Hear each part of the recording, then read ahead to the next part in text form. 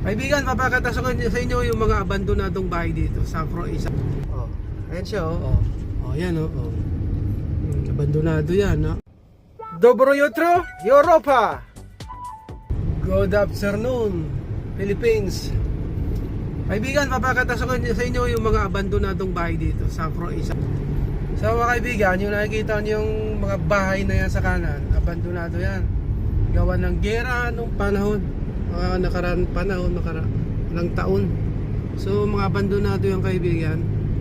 May pailan-ilan dyan na may nakatira, pero kadalasan abandonado yan, di naman walang tao. Saka dito rin mga kaibigan, ang daming abandonadong bahay dito mga kaibigan. Ayan o, yan, abandonado yan mga kaibigan. Ito rin o. Ayan, yung sa kaliwa. Tapos mga kaibigan, yung mga bahay dito, may mga tama ng bala kasi ng aggression ng ibang bansa rito, mga nakalipas na mga taon. So marami talagang mga abandonadong bahay dito mga kaibigan. Ang gaganda pa naman mga bahay, mga bricks. Tignan mo. Parang ano ito kaibigan, no? Abandonado yan, no? Yan.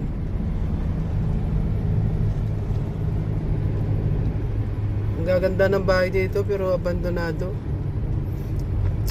May mga nakatira din pero hindi lahat. Tulad niya, no? Bahay na yan, no? Wasak-wasak yan, eh. Hindi na inayos. Tapos ang ganda ng mga view ng bahay. Ayan o, wasako. Ayan din, abandonado yan. Yan. Ayan o, yung nasa ano ng abandonado diyan mga kaibigan.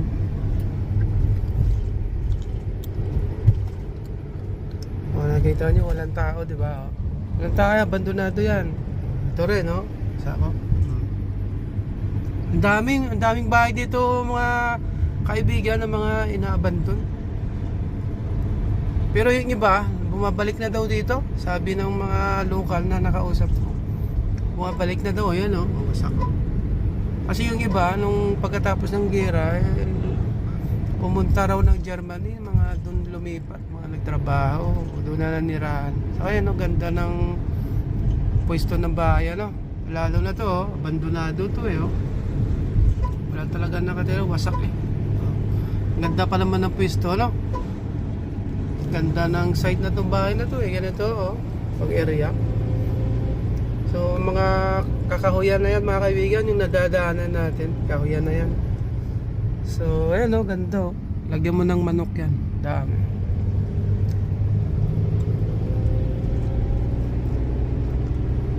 So, grabe talaga dito mga kaibigan ng kanilang mga lupain. May salubong tayong truck. Trailer, wasak sa mga kakahuyan to mga kaibigan yung nadadaanan natin. Sigsag parang siya, katimunan. Ayan yung mga bahay na yan, abandonado yan. Ito sa kanan na to, abandonado yan. Wala nakatira. Ito rin yan, yung sa kanan na yan, abandonado yan. Ayan, abandonado yan. Ayan, mga iba dyan sa kaliwa. Pero yung iba dyan, may tao. So, mas madami talaga dito mga kaibigan, mga bahay na walang tao, walang nakatira. So, nagdadrive tayo mga kaibigan, kasi wala tayong pasahero. Walang pasahero mga kaibigan. Only driving. So, ito yung aking rota rito mga kaibigan. Kita nyo naman. Ito ang kahabaan ng Kokonibax area. Ganda ng bahay, Maganda talaga bahay dito. Mga pare-pare design. Ayan, maganda Big time. Maganda niyan. Ayan kaibigan, yung bahay na luma na yan, wasak-wasak, di ba? Ang ganda ng pwesto niya, Pag Pag ano mo yan, inayos mo yan. Ganda niyan. Oh, mga bahay dito, tingnan nyo. Di ba? Ganda talaga. Oh. Yan yung mga nakatira na yan. Pero meron ditong nag-iisa, kaibigan, abandonado talaga. Nasa corner talaga ng sigsag. Tama mo? Ito ang kabahan ng Coconyabats na area. Layo ng biyahe ko, kaibigan. Halos kalating oras ang biyahe. Walang traffic yan, ha. Pero pag may traffic, siguro mga 1 oras.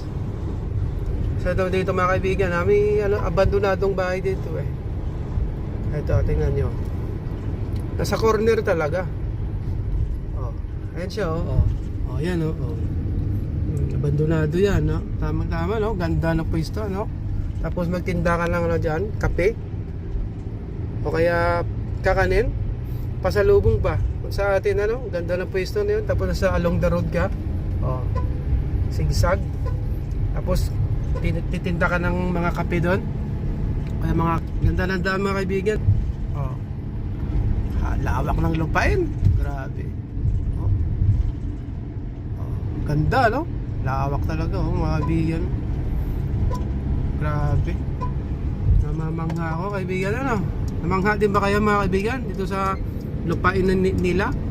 Napakayaman ng Europa, So mga kaibigan, dito ihim muna tayo, titigil muna tayo.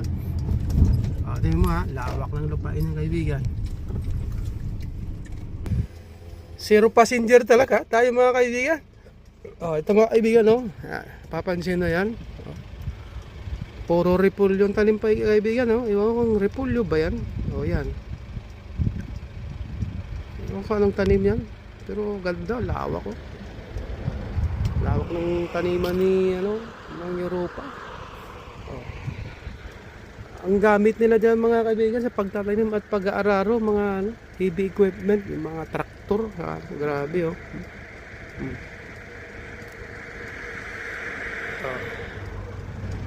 lawak lawak ng lupain, pero wala kang makikitang tao na nag-aasikaso dyan o nagtatanim o naglilinis, di ba?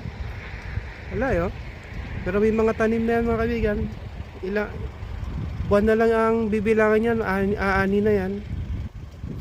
Kaya nga nakakamangha mga kaibigan,